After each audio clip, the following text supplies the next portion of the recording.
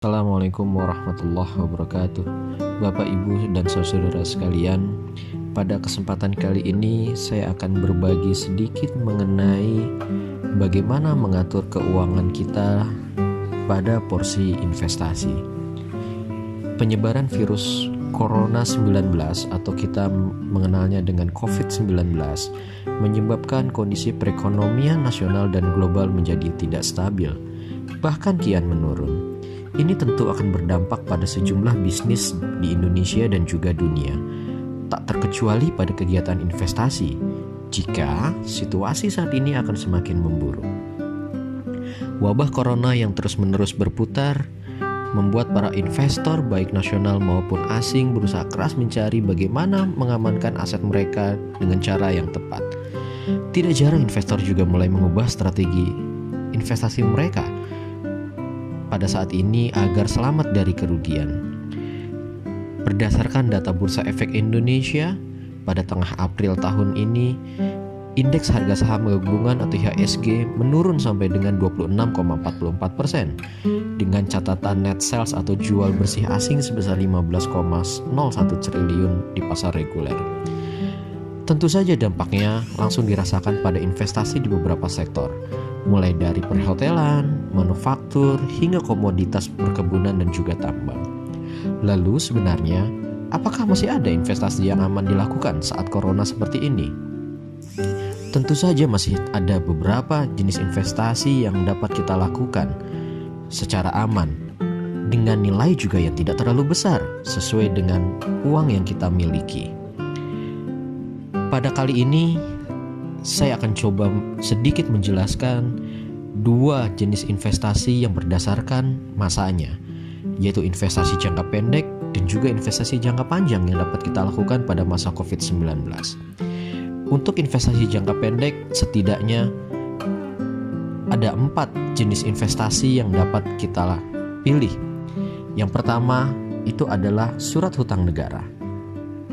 Surat hutang negara atau kita kenal dengan SUN itu merupakan instrumen investasi yang diterbitkan oleh pemerintah kepada warga negara Indonesia dan juga asing.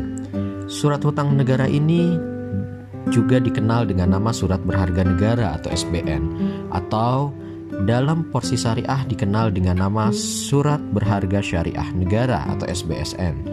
Di saat pandemi seperti ini, SBN atau SBSN merupakan jenis investasi yang tepat dipilih, mengingat investasi ini cukup aman karena dijamin oleh negara, sehingga kita tidak perlu khawatir mengalami kerugian seperti duit hilang atau gagal bayar.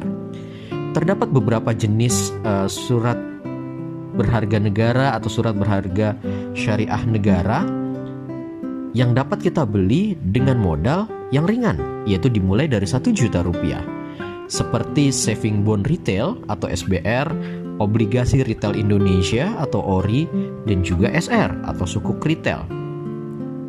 Ketiga jenis itu biasanya dimulai dengan investasi yang cukup kecil, yaitu 1 juta rupiah, tentu dengan tingkat bagi hasil atau kupon obligasi yang menggiurkan, seperti Saving Bond Retail misalkan, sebesar 7 days repo plus 2,5%. Kalau 7 days repo sekarang adalah 4,5, berarti tingkat kupon SBR itu dapat mencapai lebih kurang 7%. Sifat investasi ini sama seperti tabungan yang tidak dapat diperdagangkan di pasar sekunder. Tapi saat ini kita bisa membelinya dengan sangat mudah.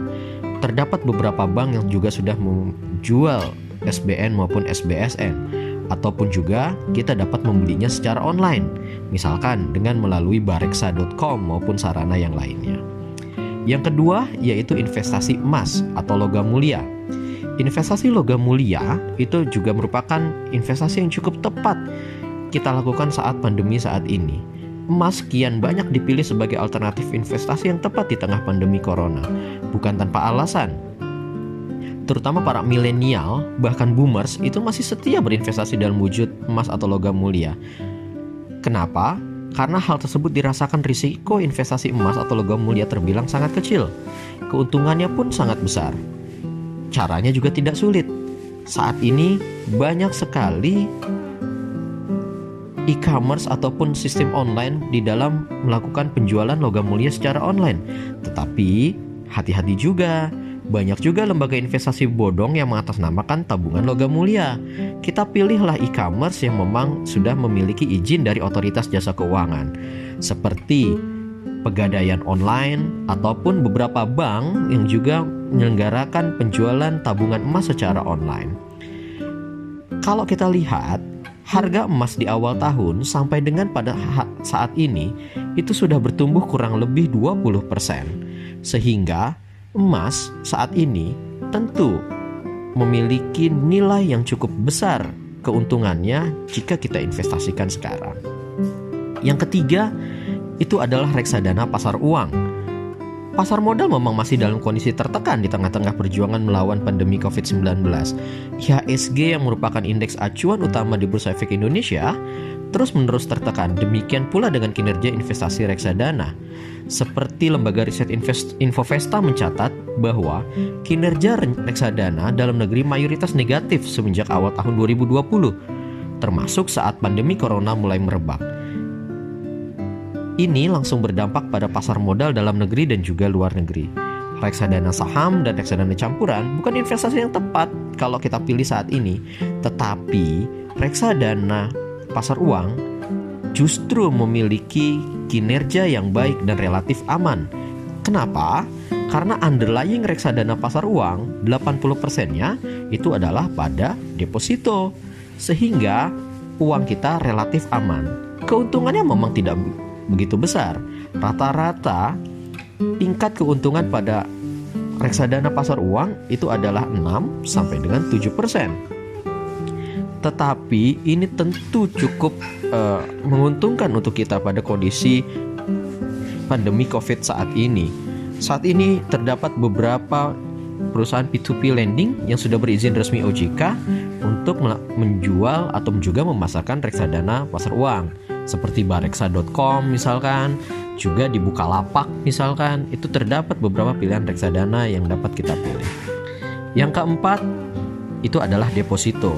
Ini merupakan investasi konvensional yang sudah sama-sama kita ketahui. Tetapi pada kondisi COVID seperti ini, tentu pilihan investasi kita di deposito itu tentu masih merupakan pilihan yang juga cukup tepat. Bunga deposito memang cenderung tidak begitu tinggi pada beberapa bank besar, tetapi mungkin kita bisa memilih bank deposito pada bank buku satu misalkan, ataupun juga pada beberapa BPRS syariah yang juga memberikan imbal hasil yang cukup tinggi. Tetapi kita juga harus hati-hati, kita harus lihat juga bagaimana laporan keuangan dari bank-bank tersebut. Jika memang kita nilai aman, maka kita dapat investasi deposito pada bank-bank tersebut. Kita bisa memperhatikan nilai NPL atau NPF-nya, tingkat dana pihak ketiga, maupun juga tingkat laba atau bagi hasil yang dihasilkan oleh bank tersebut pada bulan berjalan. Itu 4 investasi pada investasi jangka pendek. Lalu ada satu investasi jangka panjang yang juga kita bisa lakukan jika kita memang memiliki nilai uang yang cukup banyak, yaitu pada bidang properti. Saat ini banyak sekali harga-harga properti yang terdiskon dikarenakan kondisi ekonomi yang terus memburuk. Tentu jika kita memiliki nilai lebih, ini pilihan yang cukup tepat. Kita bisa memilih properti-properti yang kecil, misalkan rumah-rumah yang memiliki tipe sederhana dengan luas yang tidak terlalu besar, dengan biaya juga yang tidak terlalu besar. Ini juga bisa memberikan investasi untuk jangka panjang kita yang menguntungkan di kemudian hari. Tetapi memang investasi pada properti itu tidak liquid, sehingga kita tidak bisa mengharapkan untuk jangka pendek investasi kita. Tetapi ini merupakan simpanan yang dapat kita lakukan untuk di kemudian hari ketika pandemi COVID-19 ini sudah selesai. Bapak Ibu sekalian, mungkin demikian sedikit sharing yang dapat saya lakukan mengenai investasi pada kondisi pandemi COVID-19 ini. Tentu ini juga merupakan simpanan kita ketika pandemi ini sudah berakhir di kemudian hari. Kita akan membutuhkan juga dana yang sekiranya tidak sedikit, sehingga investasi yang kita lakukan saat ini juga dapat mengamankan kita pada di masa yang akan datang. Sekian, dan kita akan berjumpa kembali pada edisi-edisi yang akan datang mengenai rincian lebih jelas lagi pada masing-masing investasi. Terima kasih. Assalamualaikum warahmatullahi wabarakatuh.